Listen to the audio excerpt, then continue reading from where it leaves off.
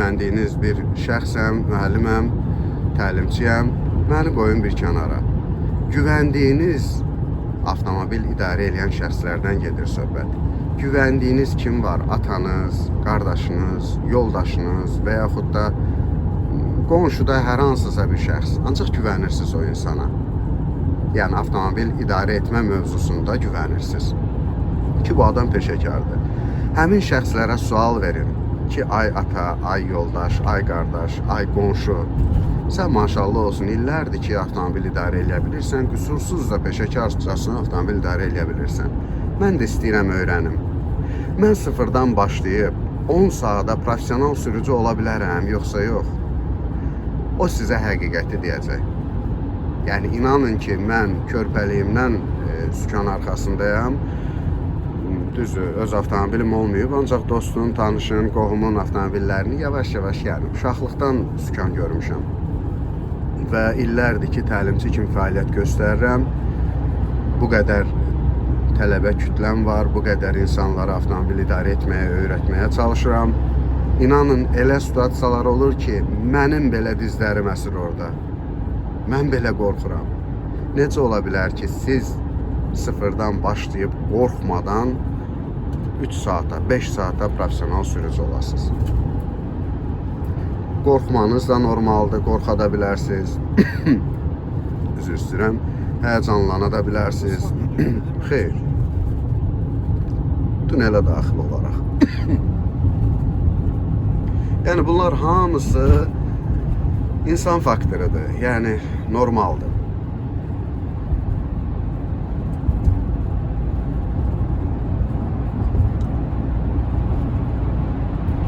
Tünelə daxil oldu, belə aldı. Və maşallah, işıqlarda yandırmışsan özünü. Allah. Çox gözləyirdim ki, yandırmayasan. Hə, indi bir məqama da toxunum.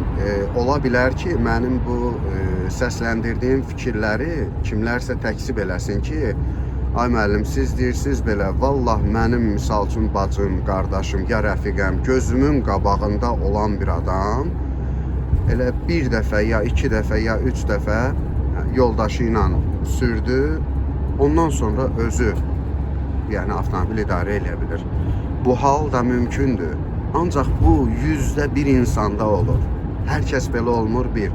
Və o 1-2 saat təlimə getmiş, daha sonra yoldaşı ilə misal üçün davam eləmiş və yaxud elə yoldaşı ilə 1-2 dəfə sürüb, sonra özü müstəqilcəsinə sükan arxasına keçib avtomobili idarə etməyə cəhd edəcək qədər şücaəti olan, cəsarəti olan insanlar ki var, elə bilirsiniz onların heç mi çətinliyi olmuyor? Belə onlar o gün, bugün qayda pozmadan, qəza eləmədən, heç bir təhlükəli bir situasiyaya düşmədən mi avtomobil idarə edirlər? Yəni bunu da bilmirsiniz. Bəli. Yox, bu zolaqla, Siyabunyoda prospekti ilə düz davam edirik.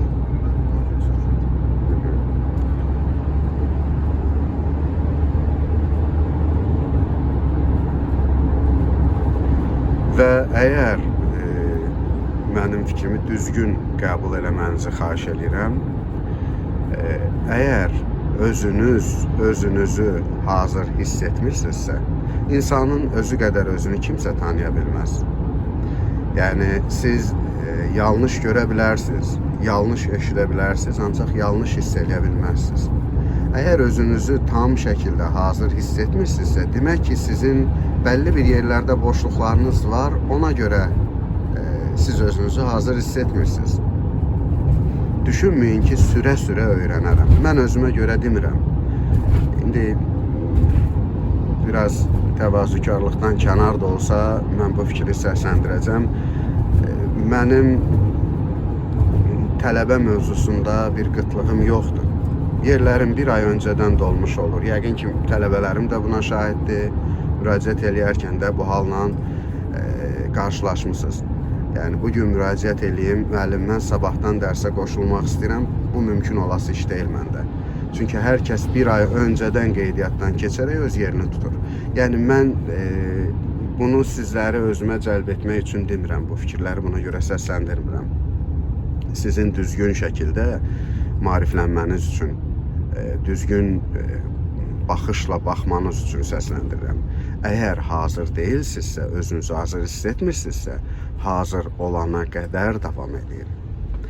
Əgər təbii ki, dərslərinə qoşulduğunuz təlimçi sizi öyrədirsə, mən demirəm o sizi çıxartsın ancaq düz yola, o baş bu baş sürdürsün, sizin dərs paketinizin tez yekunlaşmasına xidmət eləsin və yaxud da çıxartsın sizi tıxacda.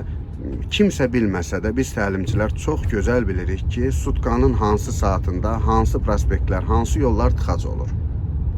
Əgər mən tələbəni saat 6-da, misal üçün, indi də yeri gəlmişkən, saat 6-dır, 7-yin yarısıdır, başlaşdı. Yəni, bu vaxtlarda mən tələbəni çıxardıb Ziya Bünyadov prospektinə salıramsa, demək ki, mən bilirəm ki, bu saatda hər kəs bilir bunu. Bu yol tıxac olacaq, biz daha çox vaxt itirəcəyik. Tamam, bu da bir dərsdir, tələbə bunu da bacarmalıdır. Ancaq hər gün çıxıb tıxacda oturmaq bu tələbənin vaxtının tez yekunlaşmasına xidmət edir. Bunu anlayın. Demək ki, siz öyrədilmirsiniz. Yox, əgər təlimçi sizin öyrənməniz üçün canfəşanlıq eləyirsə, çalışırsa, sağla gedəcək Raul. Canfəşanlıq eləyib çalışırsa, siz biraz gec qavrayırsınızsa, siz gec nəticə əldə eləyirsinizsə, ruhdan düşməyin, çalışın, istədiyinizi əldə eləyəcəksiniz. Ancaq hazır olmadan sükan arxasına əyləşim, əşi eybi yox, sürə-sürə öyrənərəm, bu tamamilə yanlış fikirdir. Sürə-sürə öyrənərəm sözü vura-vura öyrənərəm deməkdir.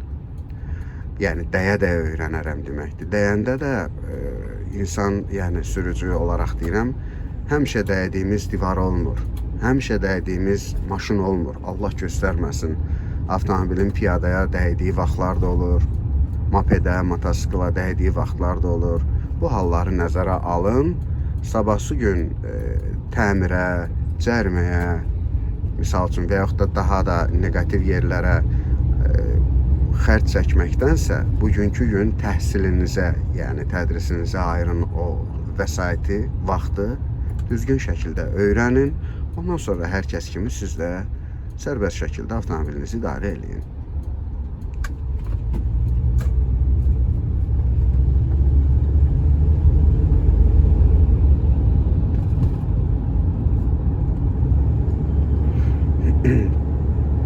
Raul, bu ərazini tanıyırsan? Hə? Qarşıdan biz sağa dönəcəyik. Bir qədər irəlilədikdən sonra sola U dönüş eləyəcəyik. Və bura yox, solu yandıraq. Aha. Qarşıdan körpünün altından U dönüş eləyib geriyə qayıdacağıq. Ancaq geriyə qayıdarkən çox getməyəcəksən. Təxminən bir 500 metr sonra sağa Əhməd Rəcəbliyə dönəcəyik. Bunu da nəzərinizə çatdırım. Tələbənin ilk dərsdən və yaxud da ilk dərs olmasın, 3-cü dərsdən, 5-ci dərsdən, lap belə 15-ci dərsdən, yəni tələbənin hazır olmadan yola çıxarılması konkret olaraq, yəni biraz başqa dildə dedim, üzürlü sayın, yəni bu absurd bir şeydir. Niyə absurd bir şeydir? Çünki 78-ci maddə sırf sürmə təlimi ilə bağlı olan bir maddədir və 78-ci maddədə qeyd olunub ki, sürməyi öyrənən şəxs, yəni tələbə, ilkin vərdişlər formalaşana qədər xüsusi meydançalarda, qapalı ərazilərdə, yəni boş ərazilərdə, yox, qarşıdakı kəsişmədən, təbii ki, təlimçinin iştirakı ilə ilkin vərdişlər formalaşana qədər bu ərazilərdə avtomobil idarə etməyi öyrənməlidir. İlkin vərdişlər formalaşdıqdan sonra tələbə təlimçinin iştirakı ilə digər yollarda sürmə təlimini davam etdirə bilər. Bu zaman tələbə yol hərəkət qaydalarını tam dəqiqliklə bilməli və bu qaydalara sağa dönürük Raul. Bu qaydalara əməl etməlidir. Bu qanunun dediyi. Digər tərəfdən yanaşarıqsa, siz əgər sükanı düzgün çevirə bilmirsinizsə, əyləc pedalını, qaz pedalını sərbəst şəkildə istifadə eləyə, hiss eləyə bilmirsinizsə, təlimçi sizi birbaşa yola çıxardırsa, demək ki, təlimçi sizin yerinizə sükandan yapışacaq, məcburdur, o sükanı çevirəcək. O əyləc pedalını basaraq müdaxilə eləyəcək. Təlimçi məhz bunun üçün əyləşib sağda. Mən demirəm təlimçi sükana toxunmamalıdır və yaxud da əyləc pedalını basmamalıdır. Lazım gələrsə qəzanın qarşısını almaq üçün bəli, müdaxilə eləməlidir sizin idarə etmənizə. Ancaq əgər siz hazır olub sonra yola çıxsaz, təlimçinin də ona ehtiyacı qalmaz. İkinci yəni yanaşmamız, digər tərəfdən baxsaq, sizin hazır olmadan yola çıxmanız, dediyim kimi, qorxunuzun, həyəcanınızın artmasına xidmət edir. Stres əldə edə bilərsiniz siz, başqa bir şey yox. Digər tərəfdən də, dediyim kimi, yəni siz hazır olmadan yola çıxırsınızsa, siz baş verənləri anlaya bilmirsiniz. Qorxu, həyəcan, yəni sizi bürüyür. Siz nə yolda olan işıqforu görə bilirsiniz, nə nişanları görə bilirsiniz, nə nişanlanma xətlərini görə bilirsiniz. Təlimçi sizə nələrdənsə bəhs eləsə belə, siz qorxursunuz və o qorxudan dolayı beyniniz heç bir informasiyanı qəbul eləmir. 10 saat, misal üçün, dərsdə iştirak edirsiniz, 10 saatın sonunda baxırsınız ki, heç nə bacarmırsınız. Axı, mən getdim 10 saat. 10 saat ərzində mən nə işlə məşğul oldum? Niyə öyrənə bilmədim? Səbəb budur. Çünki hazır olmadan, qorxunuz yenilmədən, avtomobili hiss etmədən birbaşa yola çıxırsınız. Bu, dediyim kimi, həm qayda pozuntusudur, həm məntiqə ziddir, həm də təhlükəsiz bir təşəbbüsdür, təhlükəli bir təşəbbüsdür. Raul, indi bu dairədən biz düz keçəcəyik. Və burada da sağda dairə nişanı olmasa da üstünlük dairədədir. O nişan düşüb, onu tətbiq eləməyiblər təzdən.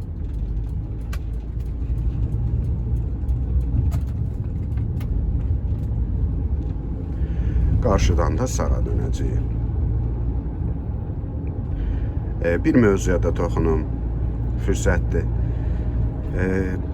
Mən bu məlumatları sizlərlə bölüşməklə kiminsə işinə müdaxilə etmək deyil fikrim. Ancaq sizi istəyirəm ki, tam şəkildə maarifləndirim və hər şeyi məntiqlə əsaslandırmağa çalışıram. Siz də belə yanaşın.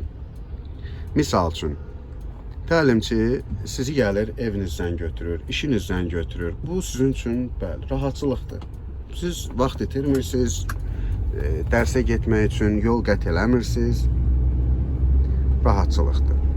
Sizi gəlir, misal olaraq, bir başqa tələbə ilə ünvanınızdan götürür.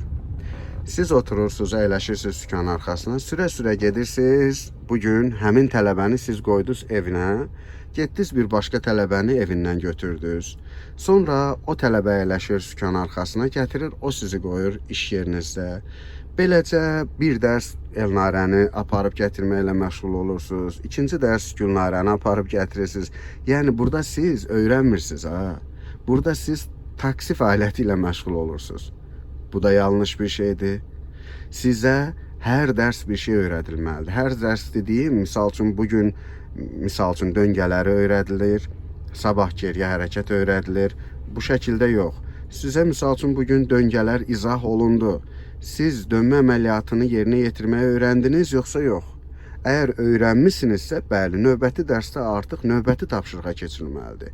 Yox, öyrənməmisinizsə, bu işi tam şəkildə, mükəmməl şəkildə yerinə yetirməyi öyrənin, təhvil verin, qoyun bir kənara, ondan sonra keçin növbəti tapşırığa. Siz 10 saat, 20 saat ərzində ancaq şəhər yollarında bir tələbəni aparmaq, bir tələbəni gətirməklə məşğulsunuzsa, siz geriyə hərəkəti nə vaxt öyrənəcəksiniz? Siz parklamanı nə vaxt öyrənəcəksiniz? Siz dairələri nə vaxt öyrənəcəksiniz? Yəni, bu artıq sizin sürə-sürə öyrənməniz anlamına gəlir də. Bundan ötürü təlimə getməyə nə lüzum var? Elə yoldaşınızla, qardaşınızla, ailə üzvlərinizlə əyləşin sükan arxasına, o baş bu baş gedin, gün ərzində 2 saat, 3 saat belə də öyrənə bilərsiniz də. Bundan ötürü, yəni, xərc çəkməyə dəymir. Mən yenə də deyirəm, hər birinizi anlayıram, hər birimiz rahatçılığımızı istəyirik. Misal üçün, mənim